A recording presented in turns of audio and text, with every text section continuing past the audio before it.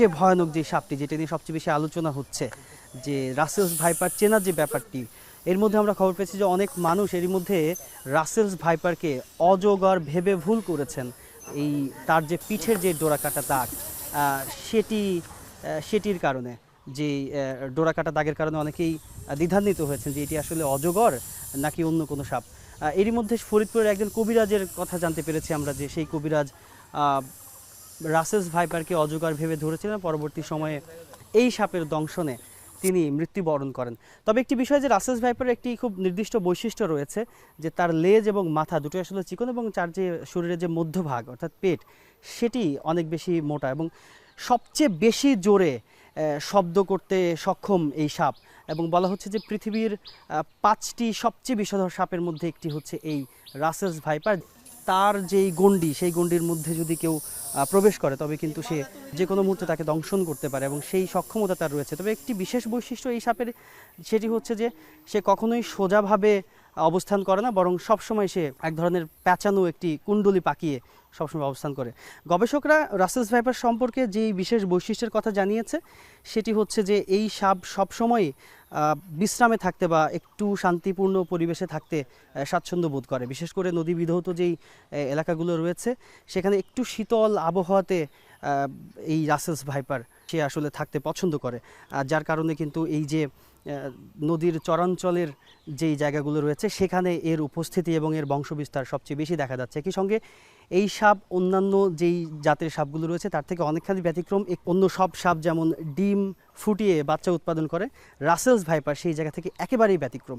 Russell's viper একসঙ্গে 50 থেকে 80টি পর্যন্ত বাচ্চার জন্ম দিতে সক্ষম, যার ফলে কিন্তু খুব দ্রুত সময়ের মধ্যে এই সাপের যেই বংশবিস্তার, সেটি বাংলাদেশে ঘটেছে। যদিও এখন থেকে আরও কয়েক বছর আগে সরকারিভাবে যেই তথ্য জানা গিয়েছিল, সেটি হচ্ছে এটি একটি বিপন্ন প্রজাতির সাপ, এবং এটিকে আসলে সংরক্ষিত প্রজাতি ঘোষণা করা হয়েছিল, বিলুপ্ত প্রায় বলা হয়েছিল।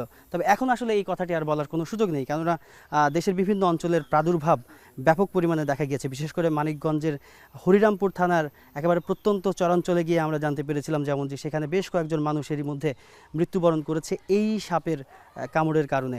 সাপের যেই দৈহিক যে গঠন, সেটি আসলে কুণ্ডলি পাকিয়ে এমনভাবে অবস্থান করে যে স্বাভাবিকভাবেই কেউ দূর থেকে দেখলে কোনোভাবেই বুঝতে পারবে না যে এখানে কোনো একটি সাপ রয়েছে। কিন্তু তার যেই গণ্ডি রয়েছে, অর্থাৎ তার একটা নির্দিষ্ট গণ্ডি রয়েছে, সেই গণ্ডির মধ্যে যদি কেউ প্রবেশ করে এবং সে যদি কাউকে শত্রু মনে করে, সঙ্গে সঙ্গে কিন্তু এই সাপ তাকে দংশন করে।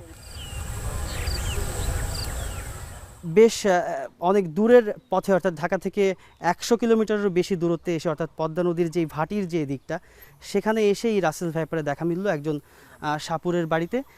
মূলত এই সাপের যেই বংশবিস্তার এবং এই সাপ নিয়ে এখনকার যে আলোচনা, সেটি এক কথায় অনেক বেশি উদ্বেগের কারণ। এবং মানুষ আসলে এই রকম সাপের কামড়ে বা এরকম সাপের দ্বারা আক্রান্ত হলে পরবর্তী সময়ে কিভাবে সেই পরিস্থিতি থেকে উত্তরণ লাভ করবে কিংবা সুস্থ হয়ে উঠবে, তার জন্য কিন্তু স্বয়ং এই যে কবিরাজ কিংবা সাপুরে, যার সঙ্গে আমরা এই মুহূর্তে দাঁড়িয়ে রয়েছি, তিনিও কিন্তু সেই একই সাজেশন দিয়েছেন যে কোনোভাবেই দেরি করা যাবে না। যদি সাপ শনাক্ত করা যায় যে রাসেলস ভাইপারে কাউকে দংশন করেছে, তবে সঙ্গে সঙ্গে তাকে হাসপাতালে নিতে হবে, কেননা একমাত্র অ্যান্টিভেনমের মাধ্যমেই কেবলমাত্র সেই ব্যক্তিকে সুস্থ করে তোলা সম্ভব।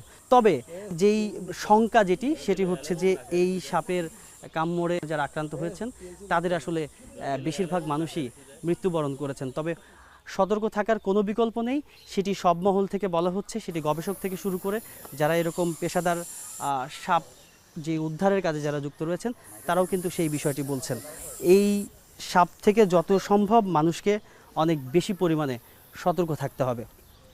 শরীয়তপুরের সখীপুর থানা থেকে তাজনুর ইসলাম, যমুনা নিউজ।